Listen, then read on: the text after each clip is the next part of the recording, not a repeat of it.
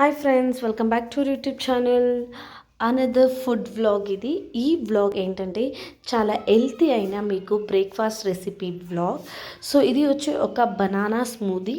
ఇది చాలా హెల్తీ అండి. అండ్ దీంట్లో చాలా హెల్తీ ప్రోడక్ట్సే యూజ్ చేస్తున్నాం. రండి దీనికి కావాల్సిన ఇంగ్రీడియంట్స్ అండ్ రెసిపీ చూద్దాం. సో దీనికి ఇక్కడ నేను 3 banana, chia seeds, sugar and dry fruits ఇంతే దీనికి కావాల్సింది. చూడండి, ఆల్రెడీ నేను ఇక్కడ 3 బనానా తీసుకున్నాను అండ్ దీన్ని చిన్న చిన్న ముక్కలు చేసుకుంటున్నాను.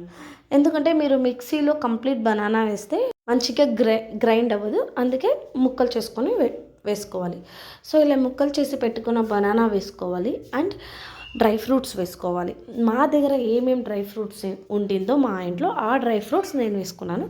మీకు ఏ డ్రై ఫ్రూట్స్ కావాలి, నచ్చుతుంది, మీ దగ్గర ఉంది ఆ డ్రై ఫ్రూట్స్ మీరు వేసుకోవచ్చు. బాదాం, పిస్తా అన్నీ మీకు నచ్చిన డ్రై ఫ్రూట్స్ మీరు వేసుకోవచ్చు. సో డ్రై ఫ్రూట్స్ తర్వాత ఇక్కడ నేను ఒక 3 to 4 table spoon of sugar వేసుకుంటున్నాను. షుగర్ వచ్చి నేను ఆల్రెడీ పౌడర్ చేసి పెట్టుకున్నాను, అదే వేసుకుంటున్నాను. సో దాని తర్వాత వచ్చి మిల్క్ వచ్చి ఒక హాఫ్ గ్లాస్ మిల్క్ అంతే. మిల్క్ వచ్చి చాలా వేయకూడదు. చాలా మిల్క్ వేస్తే ఏమవుతుందంటే అది మీకు మిల్క్ షేక్ అయిపోతుంది. సో మిల్క్ వచ్చి చాలా తక్కువ వేసుకుని మిక్సీ చేసుకోవాలి. ఇలా మిక్సీ చేసుకుంటే మీకు yummy healthy banana smoothie ready.